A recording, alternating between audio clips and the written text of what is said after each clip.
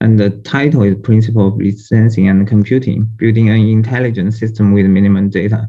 So as you can see, the main topic and what I want to talk about is maybe in today's, even we have a lot of data, we may think about how to build a system with the minimum data so as to meet better for law regulations appearing in recent years.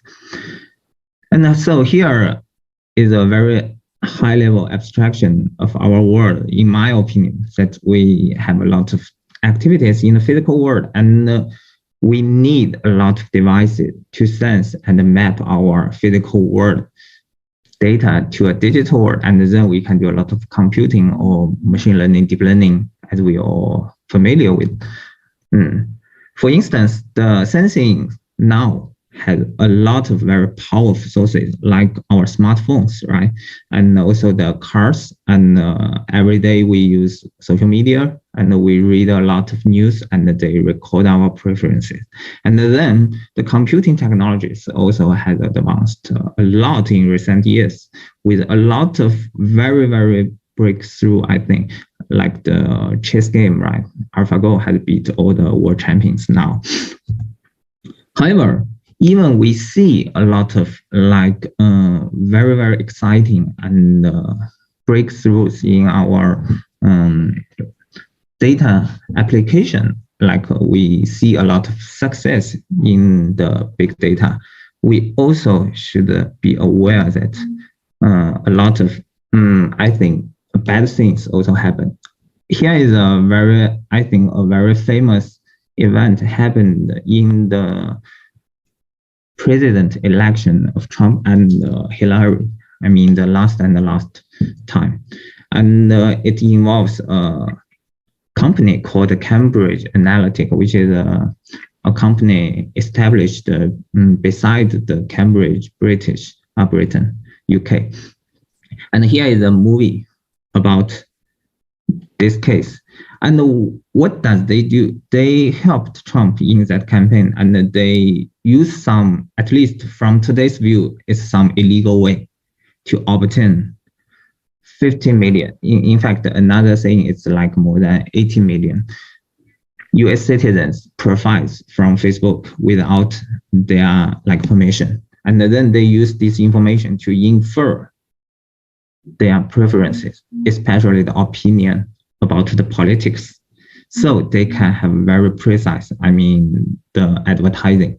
They can broadcast a lot of fake movies or fake advertisements about Hillary to those people and want to persuade them to vote for Trump at that campaign. Then how they achieve that? This is a process that's summarized by BBC News. It's like in about 2014, that company developed an app, which, of course, this app does not tell users that they will collect the information for political opinion inference. They just say they will use the data for infer their personality. And then a lot of people use that app. I think that app is built very nicely. So a lot of people use that. It's about 300,000 people have used that app. However, the powerful thing about social network is that everyone is linked to the others. So even only a partial of the users have used that app and their information were collected by the app. We can still infer much, much more. You can just imagine that my information was collected by that app. Then a lot of people who are my friends, they may also be inferred to some extent because we can become friends. Mostly, for instance, we have a similar political opinion. This is why from 300,000 users information collected by the app, they can infer over 15 or 80 million people's preference on political opinion, and then they use this information to target the users who that are not, they may change their opinion from one side to another side to support Trump. So they find these users who are on the borderline, and then they try to gain their votes for Trump. Then what can we do to prevent such bad events to happen? In fact, I think this is not a very rare case. Before, I mean, that campaign, Cambridge Analytica has already helped other governments, I mean, other countries, some like politicians to gain votes from other elections. Then how can we do that? As we all know, now we have a lot of like data protection rules, and the famous ones are GDPR, and China has also have one last year. And then let's see about the GDPR. They have two, I think, important guidelines for data usage. One is the data minimization, which is that we can only get the data which is necessary for our purpose, and the other is purpose limitation, which means that this data after collection should be only used for that specified purpose, but not for others.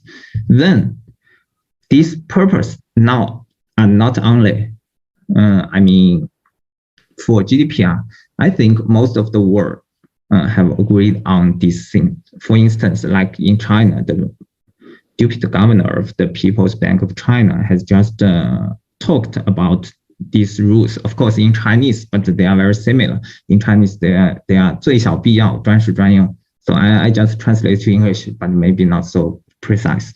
And also, a lot of books on like how to safely use data, building a like law-regulated or well-regulated way for data sharing. Like this book, Building an Anonymization Pipeline, Creating Safe Data. I think it's a very good book. And they also say when data reuse should be somehow specific, targeted to the use case, and minimized to what is required. So I think these two rules, like data minimization and purpose limitation, can be some high-level guidelines for us to develop some technical solutions. Of course, laws are important, but they are mostly used after someone breaks the law, and I can punish them, right? But maybe following these rules, we can somehow build some technical solutions to prevent the misuse of data to some extent. So this is what the rest of my talk want to talk about. Then back to the Cambridge Analytica case, we can say, if we put these two guidelines in mind, then the Facebook should not allow, for instance, the app to get users' information, which are necessarily for their purpose. For instance, the real username or the user ID. I think the user permanent ID is not necessarily for that app. In fact, if they need some information exchange, they can just build some temporal ID. And then later, that app is not so easy to map back the data to the real user. And also, if the Facebook builds a very safety computing environment, for instance, a remote computing environment, then Facebook can let the app only access users' data on that remote and safe sandbox instead of getting users' data locally. Then from these two guidelines, I think in this talk, I would briefly introduce the principle of least sensing and computing. What I mean here is I borrowed the name from the principle of least privilege, which is quite popular and classical in the control. I mean the access control in the operating systems. And then here it sends only the minimum information necessary for the purpose, and also we should somehow ensure that the information can only be used for the purpose. Then how can we achieve both of these? Here are the two questions. The first is, how can we only sense the minimum data for the purpose? And the two, how can we ensure that the data is only be used for that purpose computation? Okay, here is the first one. Let's briefly talk about how we can define minimum. In fact, I think minimum is somehow very hard to precisely define concept. So here I just give some of my interpretations. And the first is maybe the most intuitive explanation of the minimum is the data quantity. Here I show some of my work during my PhD study. In fact, when I did those work, I'm not from the data protection perspective. I just want to reduce the data collection cost. But here, from a new perspective, I think the methodology framework proposed at that time are still valuable. Then what I want to do at that work is that, for instance, we can collect a lot of data to make a very precise application. For instance, let's assume that we want to build a air quality or temperature or traffic monitoring, whatever application of a city, right? One thing is that we can collect data from every area, every region, from a lot of people, for instance. However, the data collected from people may somehow involve people's private information. For instance, the location is a very, very traditional, privacy sensitive information. So if we can collect less information to still achieve good quality sensing map, then it would be enough for us. We may not need to collect data from all of every corner of the city, right? Then it is possible. In fact, especially with the machine learning technique development, I think this is really possible and feasible, and which means that we can use the inference, we can use the AI to reduce the data collection. This is the purpose of that work. On one side, yes, we need data for machine learning. However, from another perspective, maybe we can use AI, we can use machine learning to reduce the necessity of data collection. Okay, so of this process, then we can formulate a problem we want to minimize the data quantity. However, of course, we want to the inference. Some data we do not collect now, so we need to infer them. We need to ensure that the inference error should be smaller than some quality requirement epsilon. Then here are some key stops, because we want to collect a small number of data, then which data are collected should be very important. So this is the first issue, where I can choose the data from which cell, which region. And then I want to infer the data which we have not collected. It's intuitive, I think. And then one very important part is here. Because we want to collect as small as data to satisfy our purpose, so we need to quantify, we need to assess, we need to justify whether our collect data has already satisfied our purpose. So quality assessment is very important. Here is a brief illustration of the process. First, I collect some data and I make inference, and I do the quality assessment to see whether I need more data, and maybe this loop for several iterations, and then I get enough data for my purpose. Then here are some technical details I may quickly go through because of time limitation.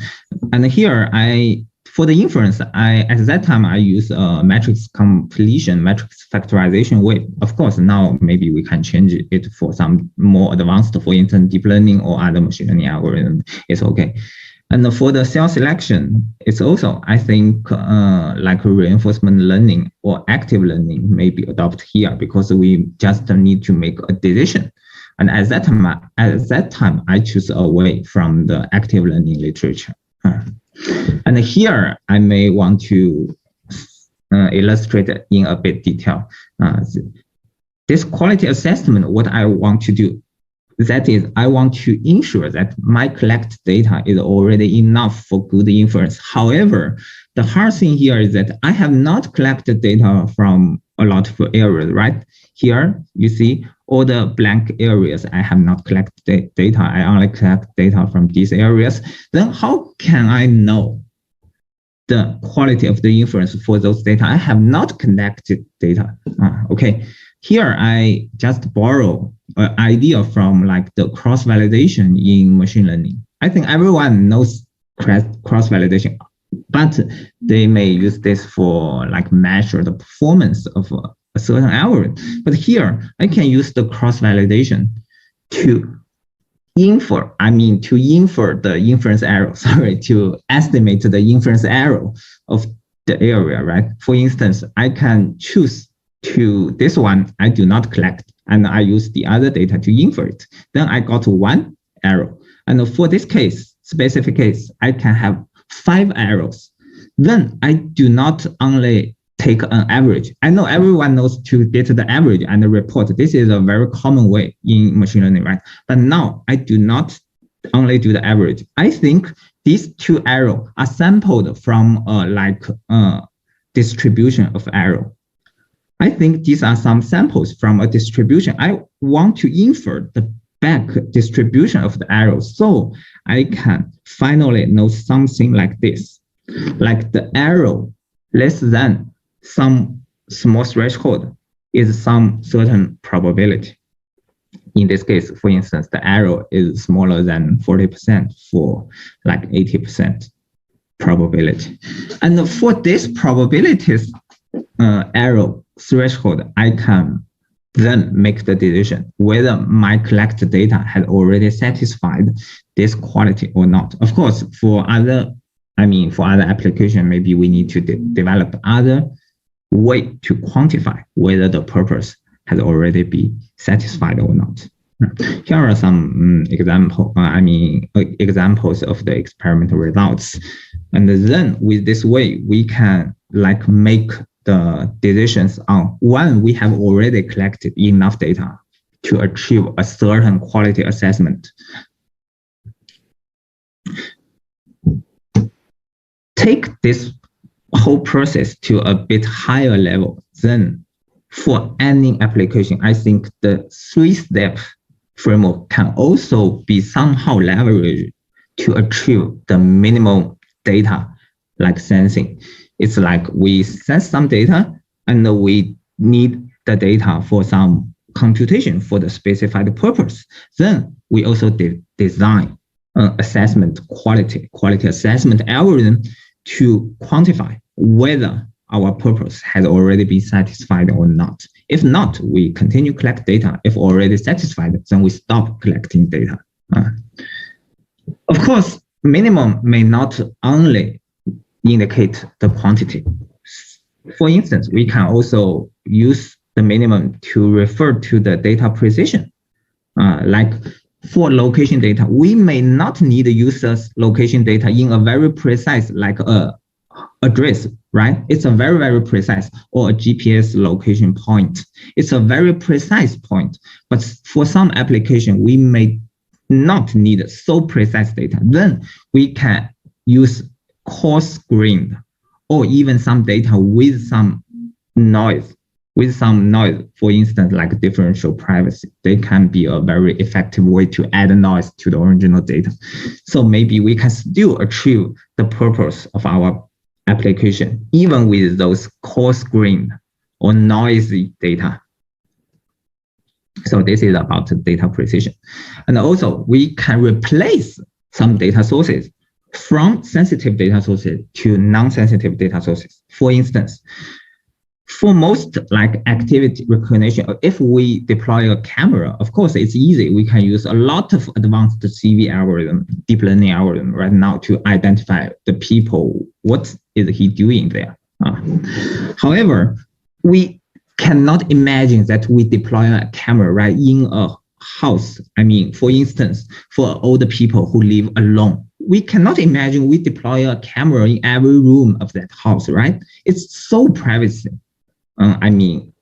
Now it's violate privacy, so serious.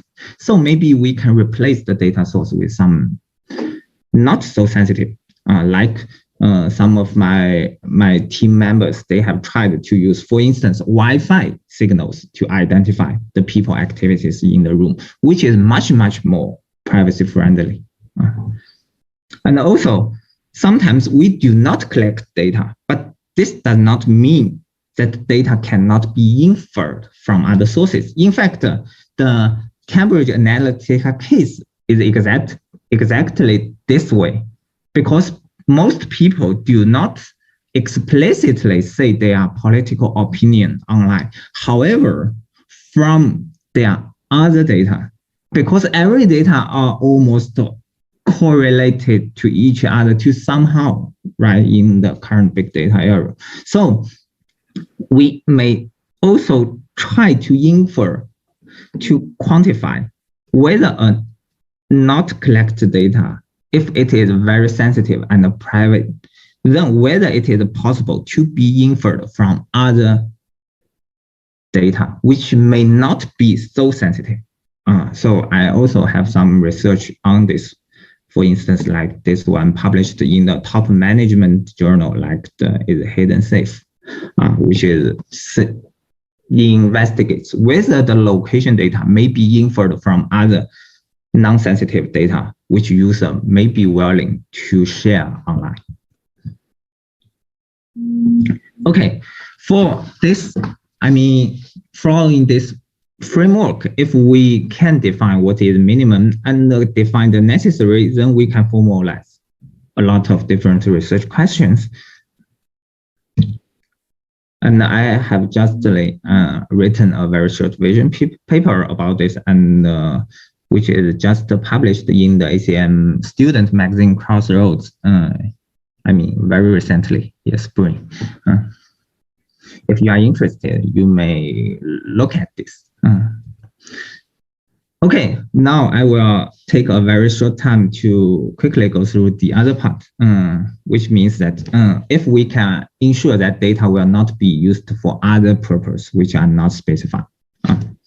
Why we need to limit the usage of the data? Because the data is often will be, something very private may be revealed from the data without, it's sometimes we may not expect it. It is a very complicated case, and some very smart people may try to dig data to find some private information. I use this case. This is a very famous open data about the NYC taxi, New York taxi. This is the first data release, which include anonymized, like the car plate and the driver license. Look at this screen. Of course, it is very, very hard to interpret to a real number, right? However, some people find a way to decrypt it. Why? It finds that this license number is very weird, it's very strange, because it's daily amount of the earning, the payment of the license of this driver is very, very high every day. For instance, for every day, he can earn over $7,000. Of course, it's abnormal data, right? So people think about what is really this license refers to. And someone very quickly find it's just a zero, which is applied to the MD5. Of course, we do machine learning, we do data mining. We know that this is zero may indicate that this data is missing, right? Because people, when they upload data, some mistakes, some error has, so the license has not been corrected, uploaded, right? However, because people knows that this was a number being applied on MD5, then some other people try to enumerate all the possible, for instance, like the car plate numbers, and then using MD5, and then map to that data set. They quickly reveal all the, all the real car plate number and the driver license IDs of the data set.